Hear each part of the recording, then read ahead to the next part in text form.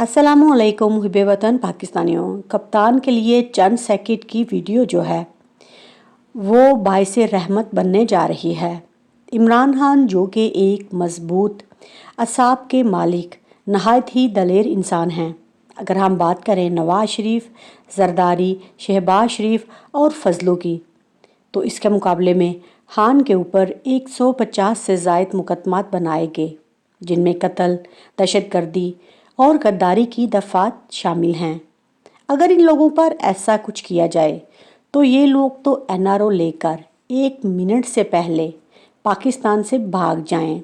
जिस तरह के नवाज शरीफ ही है, वो देख लीजिए दवाई लेने गया था और आज तक वो वापस नहीं आया। अवाम की अपनी फ़ौज से लड़ाई नहीं, बल्कि रजीम चेंज के साजिशी और करप्ट जनरलों से शदीद नफ़रत है, जिन्होंने मुल्क की मईशत तबाह की। करप्ट और साजिशी जनरल इतने बुज़दिल हैं कि वो पाक फ़ौज के पीछे छुप जाते हैं। सियासत का शौक़ तो है, अगर मर्द के बच्चे हैं तो फिर सियासी मैदान में आकर कप्तान का मुकाबला करो, तुम्हें तुम्हारी औकात याद दिलाएंगे। आसिम मुनीर साहब जो हैं वो तो दूसरी तरफ बैठकर विकेट में इस तरह खेल रहे हैं कि जैसे पूरी विकेट ही उनकी है। अगर इनको इतना शौक़ है तो आएँ सियासी मैदान में आकर कप्तान का मुकाबला करें। कप्तान को चारों तरफ से बांधकर उसकी पार्टी को तोड़कर अगर आप लोग इन नाअहल और करप्ट अनासिर को इलेक्शन जितवाना चाहते हैं तो उनको जो जीत रहे हैं उनको भी शर्म आनी चाहिए कि एक शेर का मुकाबला अगर करना हो तो उसको बांध कर नहीं किया जाता। मज़ा तो तब है कि जब कप्तान को खोला जाए। और दूसरी तरफ जो एक झूठा बयानिया बनाकर कप्तान के ऊपर कोयटा में एक और दफ़ात लगाई गई थी एक वकील को कत्ल करने की, तो उसकी बीवी ने ही आकर इनका सारा बयानिया जो है वो दपड़दूस कर दिया। उसकी बीवी ने आकर ये कहा कि इमरान खान को जानबूझकर इस केस में फंसाया जा रहा है।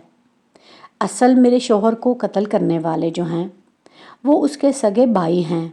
मैं अब अपने भाइयों के पास रह रही हूँ, मुझे और मेरे बच्चों को उनसे ख़तरा है। तो चंद सेकंड की एक वीडियो ने इन लोगों का झूठ जो है वो बेनकाब कर दिया, क्योंकि इनको समझ नहीं आ रही कि ये क्या करें। और दूसरी तरफ आप सुन लीजिए, जहांगीर तरीन ने भी अपनी पार्टी के बारे में बड़ा ऐलान कर दिया है।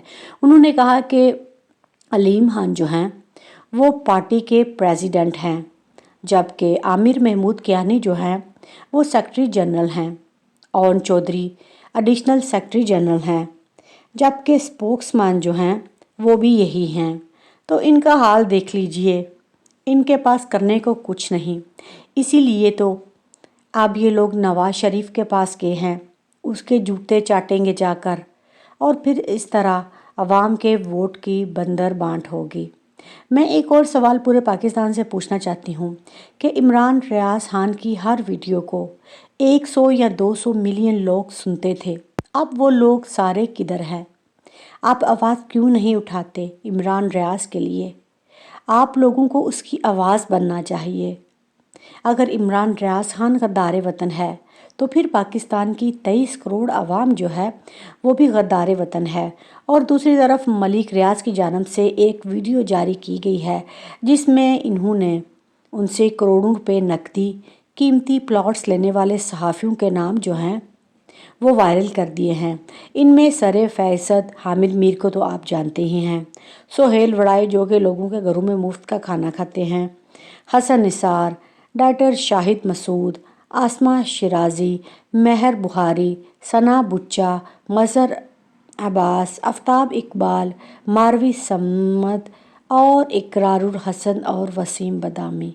तो इन लोगों के नैरेटिव को देखकर आपको मलिक रियाज का बयान सुनने की ज़रूरत ही नहीं है। आप जानते हैं कि ये बकाऊ माल हैं, इनका एक ही मकसद है, जो इनको टुकड़ा डालेगा उसके ऊपर ये अपना फ़ैसला करेंगे।